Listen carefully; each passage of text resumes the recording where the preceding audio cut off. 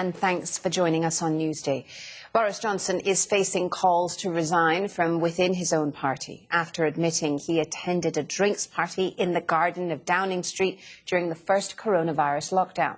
Speaking for the first time since details of the event emerged on Monday, the UK Prime Minister apologised to the House of Commons but insisted he believed implicitly that the gathering in May 2020 had been related to work. The Labour leader, Sir Keir Starmer, said MPs were witnessing the pathetic spectacle of a man who had run out of road after months of deceit and deception. Our political editor, Laura Koonsberg, reports. A mess. There is no other word. The Prime Minister belatedly trying to clean up, with an admission of possible rule-breaking, an apology from a weakened leader. But will the answers to today's Prime Minister's questions see Boris Johnson through? Mr. Speaker, I want to apologise.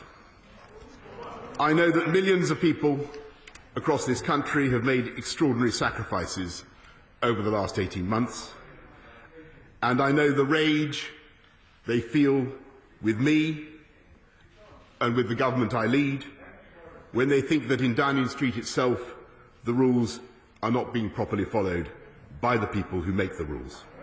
There were things we simply did not get right, and I must take responsibility. Claiming to disbelief in the Commons that technically a bring-your-own-booze organised drinks event was within the lockdown rules. Even if it could be said technically to fall within the guidance, there would be millions and millions of people who simply would not see it that way. Well, there we have it. After months of deceit and deception, the pathetic spectacle of a man who's run out of road. His defence that he didn't realise he was at a party. It is so ridiculous that it's actually offensive to the British public. Labour able to mock the unusually subdued Tory showman. When the whole country was locked down, he was hosting boozy parties in Downing Street. Is he now going to do the decent thing and resign?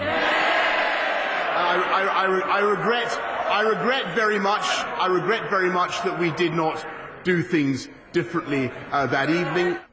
The Prime Minister pretended that he had been assured there were no parties. Now it turns out he was at the parties all along. Can't the Prime Minister see why the British public think he's lying through his teeth? Mr. Speaker, it's up to the right honourable gentleman to choose how he conducts himself in this place.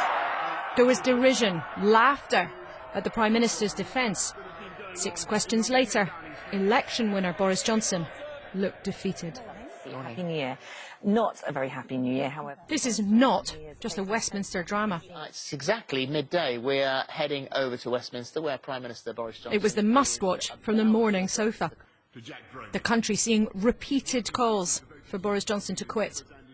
Will the Prime Minister, for the good of the country, accept that the party is over and decide to resign? Do the decent thing and resign. Do the honourable thing and resign. He must resign.